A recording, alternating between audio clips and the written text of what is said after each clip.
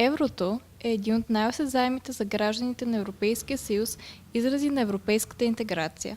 То значително ги улеснява при пътуване из 19-те страни, част от еврозоната, при пазаруване на живо или онлайн. Днес еврото се използва от около 338,6 милиона души, а повече от 175 милиона души в световен мащаб използват валути фиксирани към еврото. Историята на създаването на единната парична единица обаче не е нито кратка, нито пък лесна. Първоначално договорите за Европейската общност не включват създаването на обща валута. Наложена е Бретън-Вудската система, международна система за организация на валутните курсове и търговските разплащания, чиято цел е организация на международните парични отношения по нов начин след Втората световна война. Обменните курсове на валутите са по-гъвкави от използвания до тогава златен стандарт. Към 1968-69 година системата вече не функционира добре. Германската марка е подложена на преоценка, а франкът е девалвиран. Тези събития застрашават важни европейски политики, като общата селско-стопанска политика. Затова Европейската общност започва да търси решение на проблема. През 1970 година люксембургският министър-председател Пиер Вернен съставя доклад за създаването на икономически и паричен съюз в 3 стъпки в рамките на 10 години. През 1972 година Европейският съюз създава така наречената змия в тунела – механизъм за управлявано вариране на обменните курсове на националните валути, така наречената змия, в рамките на тесни граници на колебания спрямо долара, така наречения тунел. За по-малко от 2 години обаче змията губи голяма част от участниците си. Усилията за създаване на пространство на парична стабилност са подновени със създаването на Европейската парична система, въз основа на концепцията за фиксирани, но подлежащи на корекции обменни курсове. Валутните курсове в Европейската парична система се основават на централните курсове спрямо Европейската парична единица или ЕКЮ. За 10 години Европейската парична система постига много за намаляването на променливостта на обменния курс и се постига трайна устойчивост на валутите. С приемането на програмата за единния пазар през 1985 година започва да става все по-ясно, че потенциалът на вътрешния пазар не може да се използва пълноценно, докато съществуват независими парични политики.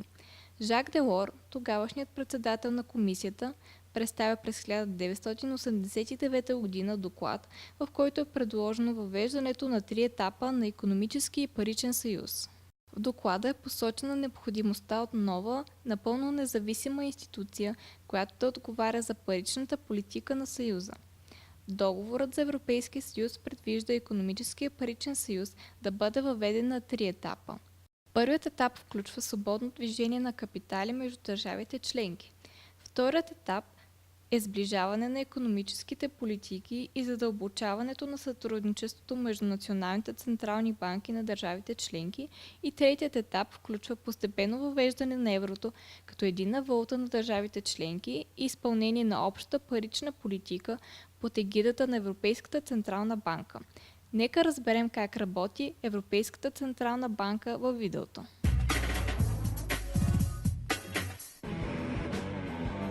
At the height of the financial and economic crisis, the euro was in real danger of disappearing. The European Central Bank was making the headlines as it rode in to rescue EU banks, lending them billions of euros. Welcome to Frankfurt and the headquarters of the ECB. It's not only Europe's white knight in a crisis, it's also the biggest bank in Europe, possibly even the world. Let's take a look at how it all began. Even though the very first euros came into circulation on the 1st of January 2002, the European Central Bank itself opened its doors back in June 1998, with its first president, Wim Duisenberg, a former president of the Central Bank of the Netherlands. It was the fall of the Berlin Wall in 1989 that would give a boost to the creation of the European single currency, and so to the ECB. In fact, the bank took over from the European Monetary Institute, that was created in 1993 under the Treaty of Maastricht. Today, it's the European Central Bank that's in charge of issuing the euro and managing the Eurozone's monetary policy. Between 2003 and 2011, Frenchman Jean-Claude Trichet was at the helm of the European Central Bank, followed today by its current president, Italian Mario Draghi. He should remain in the post until 2019. The ECB is a supranational institution. It's completely independent from member state control in terms of its mandate and its day-to-day runnings, but it is accountable. Its president has to attend meetings of Parliament's Economic and Monetary Affairs Committee, and he also has to present his annual report at the plenary.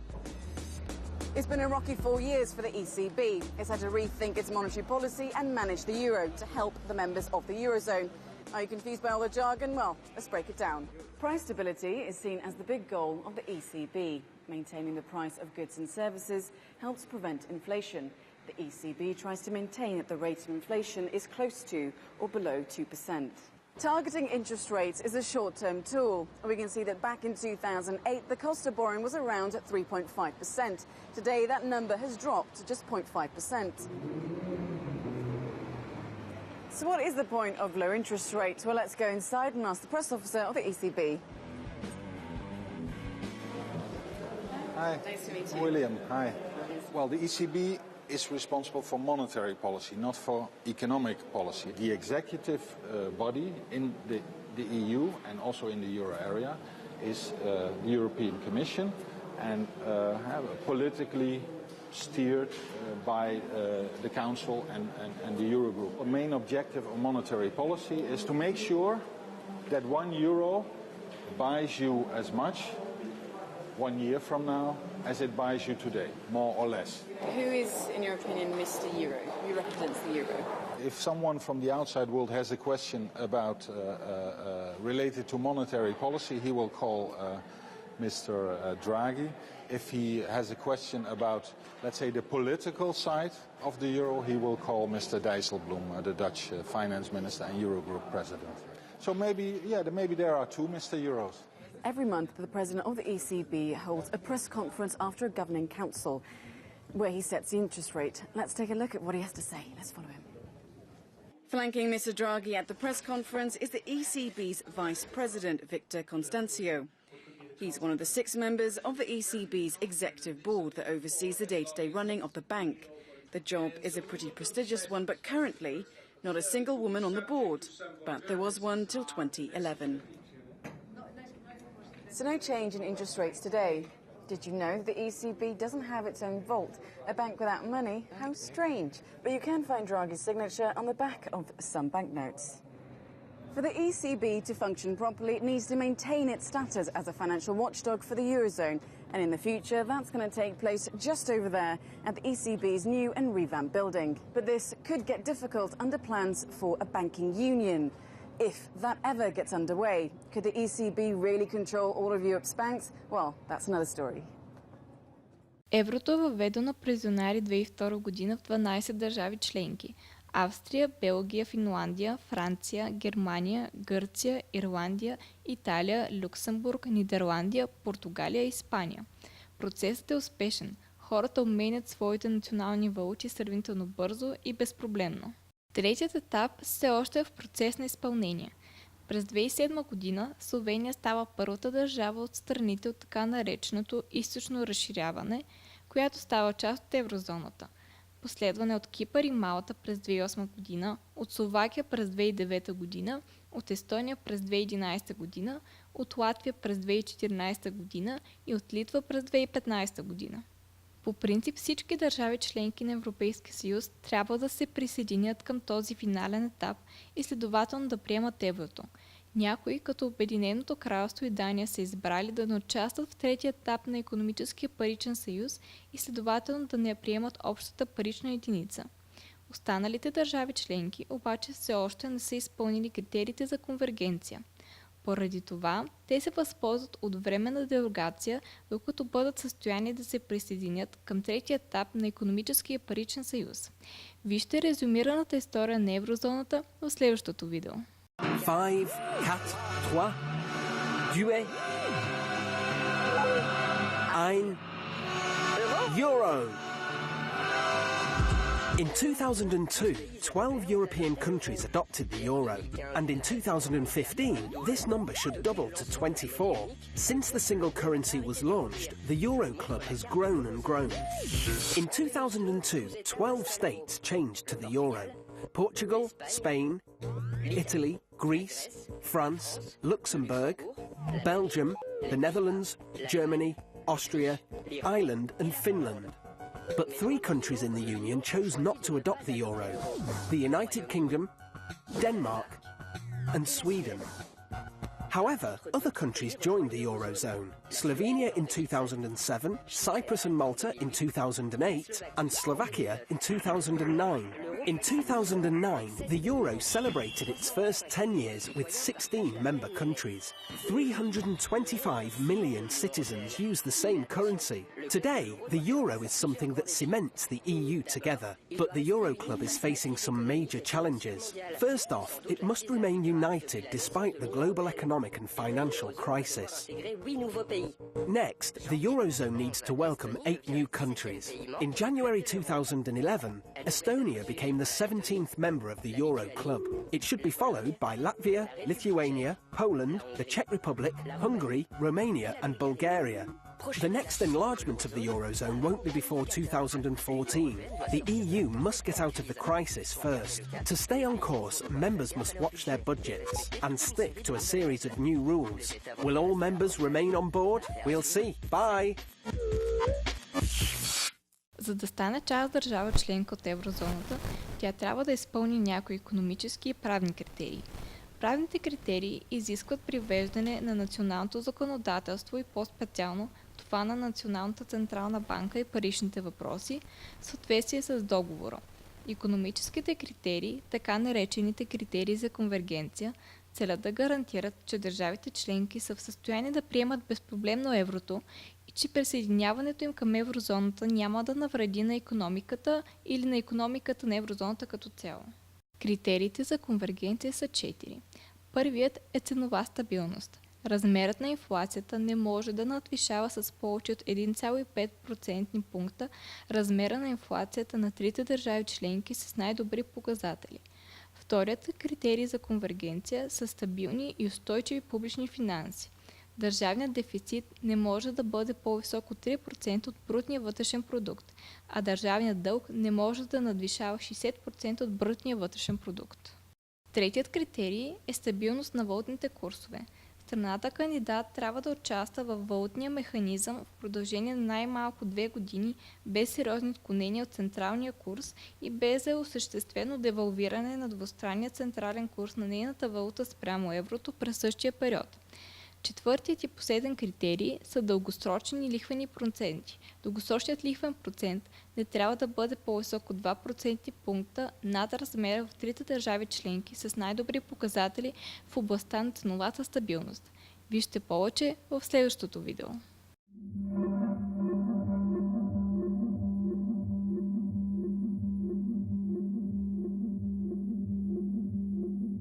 Since January 2002, more than 300 million Europeans have been using the euro for all kinds of transactions.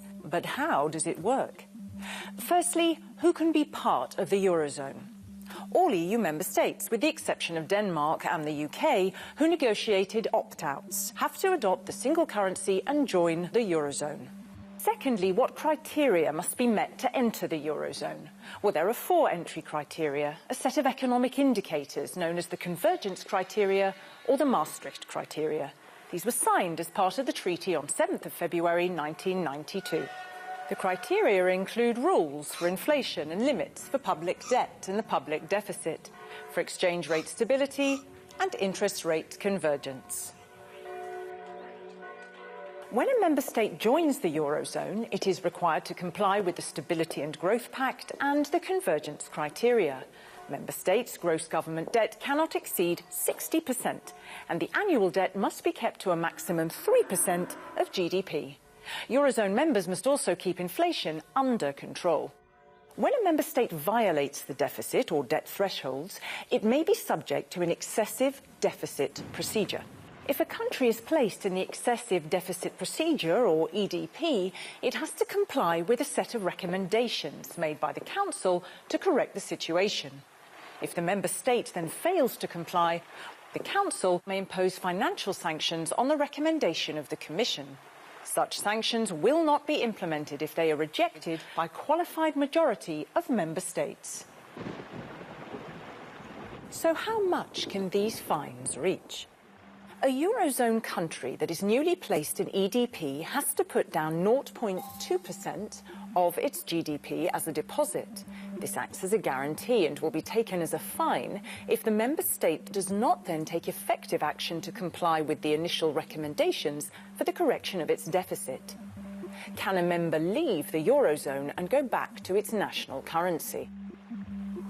The European treaties forbid Eurozone countries from being kicked out against their will. However, there is currently no legal instrument defining how a state can leave the euro if it wishes to.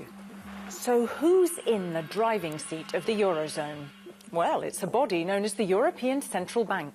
But the role of the ECB is a whole other story. Като всички валути, еврото си има име и символ. Името евро е избрано от Европейския съвет на срещата му в Мадрид през 1995 година, като част от приготовленията за единната валута. Символът на еврото е вдъхновен от гръцката буква епсилон. Това е и първата буква на думата Европа в латинската азбука, а двете успоредни линии, минаващи през символа, означават стабилност. Европейската комисия организира вътрешен конкурс за символ на еврото. Разгледани са около 30 проекта, а окончателният дизайн е избран от двете най-добри предложения от тогавашния председател на комисията Жак Сантер и комисията Ив Тибо де Силги през 1995 година. Ползите от еврото са разнообразни и се усещат както от гражданите и предприятията, така и от икономиката като цяло. Те включват по-голям избор и стабилни цени за потребителите и гражданите, повече сигурност и възможности за предприятията и пазарите, повишена икономическа стабилност и растеж, интегрирани финансови пазари, силно присъствие на Европейския съюз в световната икономика и също така еврото е осъзнаем знак за европейската идентичност. Много от тези ползи са взаимно свързани помежду си. Например, икономическата стабилност е добра за икономиката на държавите членки, тъй като позволява на правителството да прави планове за бъдещето. Но полза от икономическата стабилност има и бизнесът, защото тя намалява несигурността и насърчава фирмите да инвестират. Това от своя страна облагодетелства гражданите, които намират повече и по-висококачествени работни места. Липсата от необходимост от отмяна на валутите прави трансграничните сделки по-прозрачни. Едината валута прави бизнеса в еврозоната по-рентабилен и по-малко рискован. Тя насърчава и трансграничната търговия, като дава възможност лесно да се сравняват цените. Така потребителите могат да закупят най-евтиния продукт, предприятията да купят услуги на най-добра цена, големите инвеститори да инвестират по-ефективно без риск от променливи обменни курсове. Еврозоната предоставя нови възможности и в световната икономика. Едината валута прави Съюза привлекателно място за бизнес в трети страни, насърчавайки по този начин търговията и инвестициите. Предпазливото икономическо управление прави еврото привлекателна резервна валута в трети страни и му осигурява по-силно влияние в глобалната икономика. Внимателното управление в еврозоната води до икономическа стабилност, правейки я по-издръжлива на така наречените външни икономически шокове.